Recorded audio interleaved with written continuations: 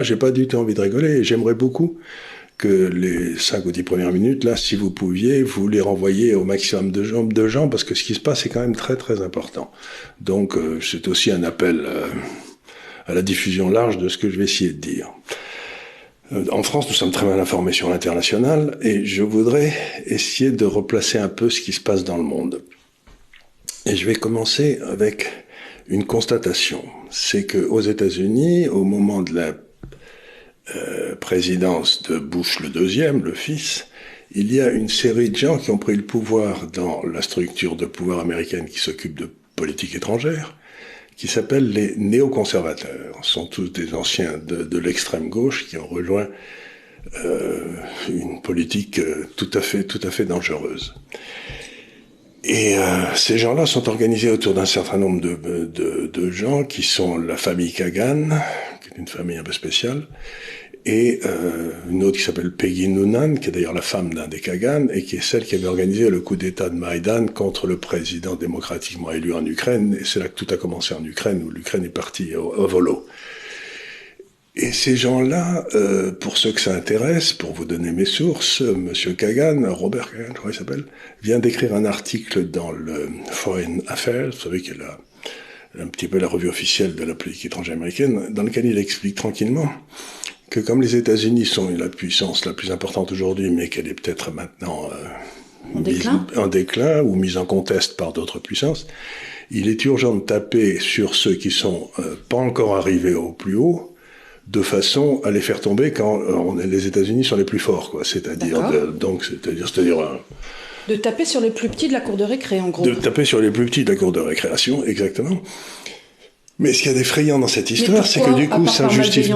Mais c'est simplement pour que les États-Unis restent les premiers, qu'ils aient pas pour tuer le candidat éventuel quand il est petit. Et donc, ils disent tranquillement que, par exemple, il aurait fallu taper sur la Russie.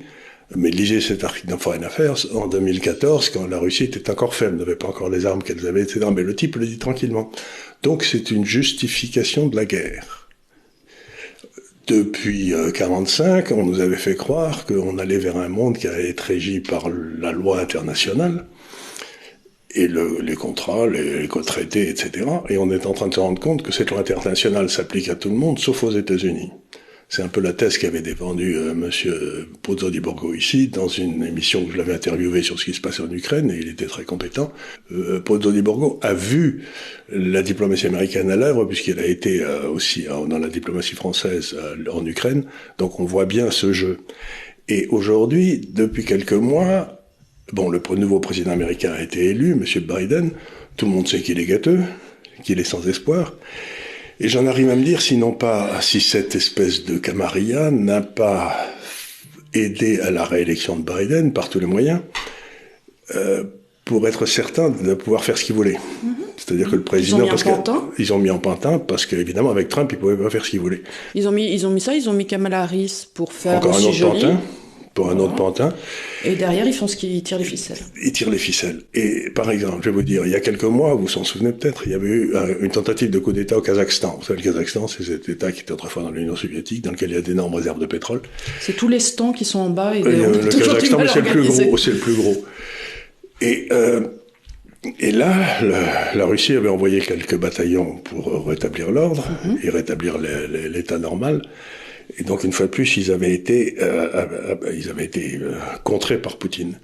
La même chose s'était passée lors de la guerre civile en Russie. Pour ceux que ça intéresse, il faut qu'ils voient, pas en Russie, pardon, en Syrie. Il faut qu'ils voient l'émission qui avait été faite par Robert Dumas, qui était l'ancien ministre des Affaires étrangères français, dans lequel il expliquait que il y avait des gens, quand il était plus aux affaires, qui étaient venus le voir à Londres, quand il était de passage à Londres, pour lui demander ce qu'il penserait si on essayait de débarrasser de la famille Assad.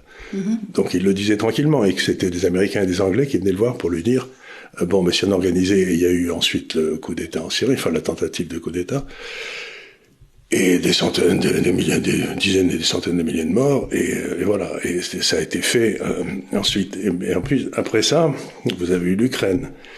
Et puis où il y a eu énormément aussi de pression américaine pour qu'aucune solution ne soit trouvée avec la Russie. Et là, il y a deux événements qui m'inquiètent énormément. Le premier, ça se passe dans un endroit dont personne n'entend, je n'ai jamais entendu parler, qui est les îles Salomon. Vous savez, c'est quelque part dans le Pacifique, par là-bas. Et ils viennent de signer un accord de défense, parce que c'est au milieu du Pacifique, et donc c'est stratégique. C'est-à-dire que... Oui, ça peut être des relais pour des bateaux, des avions, on peut mettre des bases missiles, j'imagine. Etc. Et donc... ils étaient très pressurés par les États-Unis pour devenir gentils, pour suivre ce que voulaient les États-Unis, et ils viennent de signer un accord de défense avec la Chine.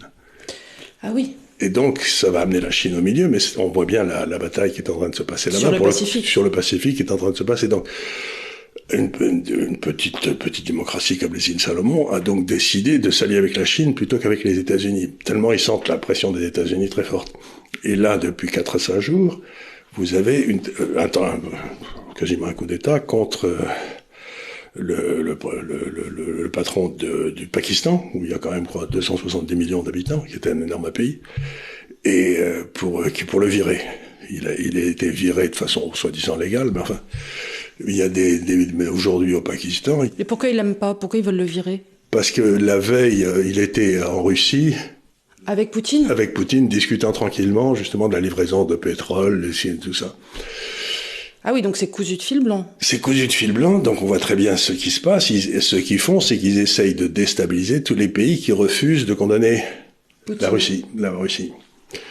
Mais le Pakistan, d'un côté, ça touche à l'Iran, de l'autre côté, ça touche à l'Inde. Et c'est un endroit extrêmement important. Je suis pas sûr, mais je crois aussi qu'ils ont je sais pas s'ils ont une frontière avec la Chine, mais je sais pas. J'ai pas regardé la carte. Mais, donc, ce que je veux dire par là, c'est que les États-Unis ont l'air d'être engagés dans une accélération de leurs interventions partout, de déstabilisation des pays. Et ce que je vais dire aux Français, c'est, nous avons suivi pour l'instant avec le pantin qui nous gouverne, les États-Unis absolument aveuglement, toute l'Europe l'a suivi aveuglement. Donc je dis aux gens, faites bien attention, si vous réélisez Macron, nous allons vers la guerre. C'est-à-dire que la France peut être entraînée dans des guerres, entre vous et moi. L'Ukraine n'est pas dans l'OTAN, l'Ukraine n'est pas dans l'Union européenne, et ce qui se passe entre l'Ukraine et la Russie, c'est un grand malheur la guerre, mais honnêtement, ça n'a rien à voir avec nos intérêts français. Je vois pas pourquoi la France devrait défendre les intérêts impérialistes des États-Unis pour embêter la Russie qu'ils essayent de faire tomber quand elle n'est pas encore arrivée à son maximum de puissance. Donc encore une fois, dites-vous bien que si vous réalisez Macron, ça n'est pas la paix, c'est la guerre. Nous risquons d'avoir la guerre parce que cet homme suivra les États-Unis, ce qu'il a toujours fait. Donc faites attention, voilà, c'est ce que je voulais vous dire, et essayez de faire passer ce petit message au maximum de gens parce que c'est très important.